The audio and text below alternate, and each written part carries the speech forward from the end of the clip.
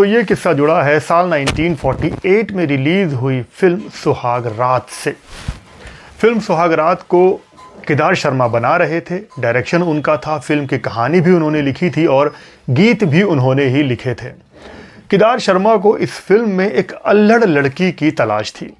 पहले तो उन्होंने निगार सुल्ताना को साइन कर लिया था, लेकिन बाद में उनको रियलाइज़ हुआ कि ये निगार सुल्ताना मासूम नहीं लगती, नादान नहीं लगती, ये तो सब कुछ समझती है। उनको तो एकदम ऐसी सादगी से भरी लड़की चाहिए थी। और तब केदार शर्मा एक किसी और लड़की की तलाश में लग गए। तब उन दिनों में एक डांस मास्टर हुआ करते थे, उनको सब पंडित जी कहा करते थे। वो पंडित जी केदार शर्मा के पास आए और उनसे कहा कि आप मेरी लड़की को अपनी फिल्म में हीरोइन ले लीजिए, आप नई फिल्म बना रहे हैं। उन्होंने बड़े ही पोलाइट विनम्र अंदाज में ये बात कही। तब केदार शर्मा ने कहा कि आपकी तो कोई बेटी नहीं, मैं जानता हूँ, आपका तो एक लड़का है और वो डांसर है।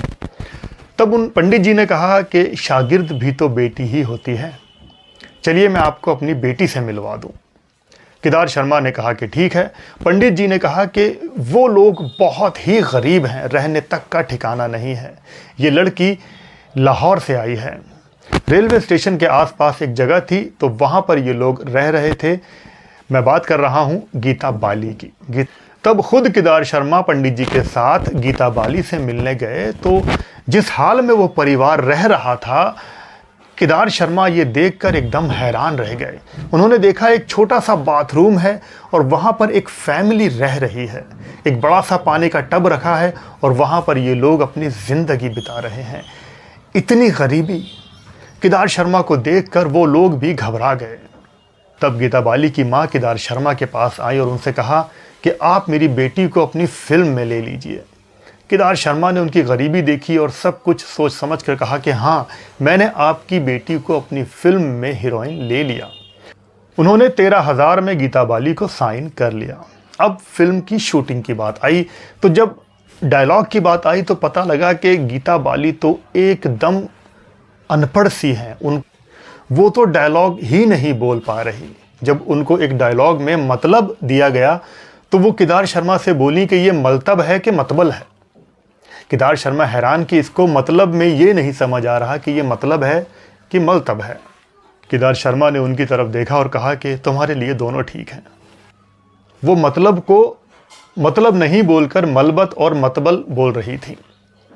तब उनकी माँ ने कहा कि कोई बात नहीं, अगर मेरी बेटी कहीं किसी डायलॉग में फंस जाएगी तो उसके कपड़े पहनकर मैं डायलॉग बोल दिया करूँगी।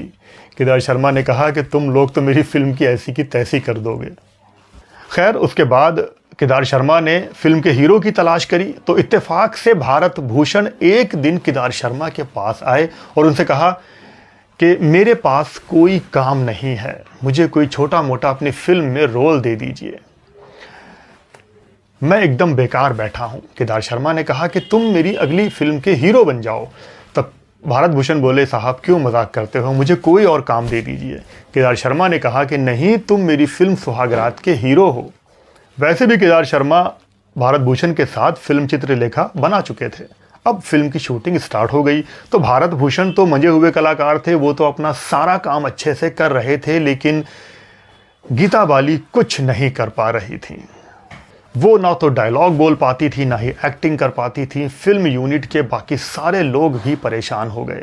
फिर एक दिन सारे फिल्म यूनिट के लोगों ने ये फैसला किया और 13,000 रुपये मिलकर सब ने इकट्ठा किए और केदार शर्मा के पास गए, उनकी टेबल पर ये 13,000 रुपये रख दिए और कहा कि आप गीता बाली को फिल्म से निकलवा दो। जो आपने 13,000 उसको दिए हैं, ये पैसे आप रख लो, कोई नई हीरोइन ढूंढ लो, ये लड़की फिल्म बंद करवा देगी और आपका स्टूडियो भी बंद हो जाएगा, हम सब बेरोजगार हो जाएंगे। सारे के सारे गीता बाली के खिलाफ हो गए थे। तब केदार शर्मा ने कहा कि ठीक है, मैं कल फैसला करता हूँ। वो घर गए और रात भर सोचते रहे कि क्या किया जाए। अगर उन्होंने गीता बाली का हाथ छोड़ दिया तो लोग कहेंगे कि केदार शर्मा ने हाथ पकड़ा ही क्यों था। फिर उन्होंने सोचा कि अगर कोई ज़िंदगी बना नहीं सकते तो तुम्हें बिगाड़ने का भी कोई हक नहीं। अगले दिन वो स्टूडियो आए और सब से उन्होंने कहा कि गीता बाली तो इस फिल्म में रहेगी, आप लोग सब जाना चाहें तो यहाँ से जा सकते हैं। लेकिन जाना किसको था, नौकरी तो सबको करनी थी। तब सब ने कहा कि चलिए जैसी आपकी मर्जी, आपकी बर्बादी आपके हाथ, ये लड़की तो कुछ नहीं कर पाएगी। उसके बाद केदार शर्मा ने गीता बाली पर मेहनत शुरू करी, उनको बहुत अच्छे से समझाया और दिन ब दिन गीता बाली में सुधार आता गया। वो निखरती चली गई और एक बहुत ही शानदार एक्टर के तौर पर वो इस फिल्म में काम करने लगी। केदार शर्मा जी का कहना था कि उनके सारे शागिर्दों में जो इज्जत उनको गीता बाली ने दी वो शायद किसी और ने इतनी नहीं दी।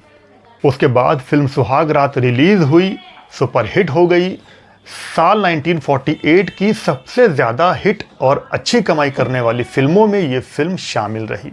गीता बाली तो टॉप की स्टार बन गई। केदार शर्मा ने गीता बाली को गाड़ी भी दे दी थी।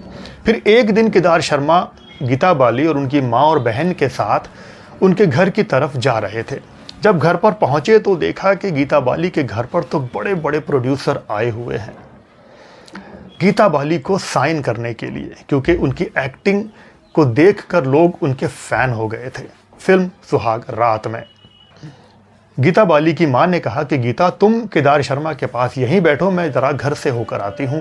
जब वो अंदर गई तो उनको बड़े बड़े ऑफ़र दे दिए गए। सारे के सारे प्रोड्यूसर डायरेक्टर्स ने कहा कि हम गीता बाली को 40-50 हज़ार रुपये देंगे, ये हमारी फिल्मों में काम करें। कहाँ 13,000 और कहाँ 40-50 हज़ार। उसके बाद गीता बाली की मां ने गीता से कहलवा दिया कि अब तुम केदार शर्मा को मना कर दो, हम उनके साथ काम नहीं करेंगे, हमारी प्राइस बहुत बढ़ गई है।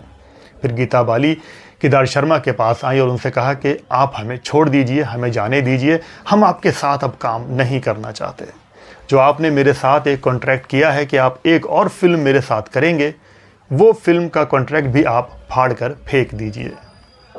क्योंकि उनकी प्राइस बढ़ चुकी थी, वो बड़े प्रोड्यूसर्स के साथ काम करना चाहती थी। केदार शर्मा मुंह लटका कर वहाँ से वापस आ गए। उनके मन में वही ख्याल आया कि बड़े बेआबरू होकर तेरे कूचे से हम निकले। उसके बाद केदार शर्मा अपनी अगली फिल्मों में लग गए। उन्होंने ठेस बनाई और उन्होंने नेकी बदी बनाई। उधर गीता बाली की फिल्में कुछ ज़्यादा नहीं चली। जो लोग उनको 50 और 40 हज़ार दे रहे थे, अब उनकी स्टार वैल्यू 5 हज़ार की भी नहीं रह गई थी। गीता बाली पूरी तरह से सुपर फ्लॉप हो चुकी थी।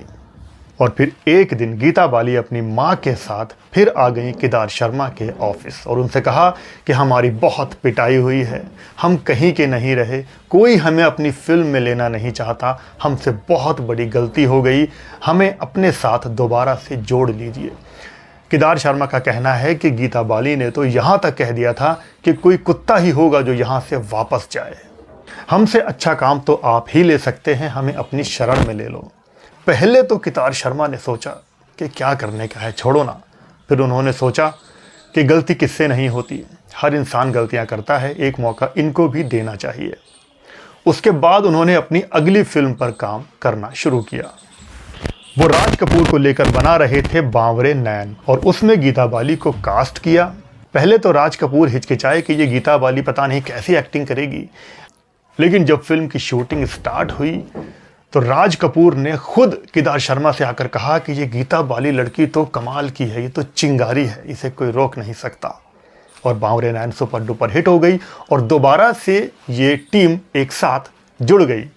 राज कपूर, केदार शर्मा, गीता बाली, इन लोगों ने कई अच्छी फिल्में आगे चलकर दी। तो ये इन्फॉर्मेशन आपको कैसी लगी? इस वीडियो में आपका क्या कहना है ज़रूर बताइएगा। वीडियो पसंद आया हो तो वीडियो को लाइक शेयर कर देना, चैनल पे नए हो तो सब्सक्राइब कर लेना। आप लोग अपना बहुत बहुत ख्याल रखें और देखते रहें रेट्रो शोज़। जय हिंद, जय भारत।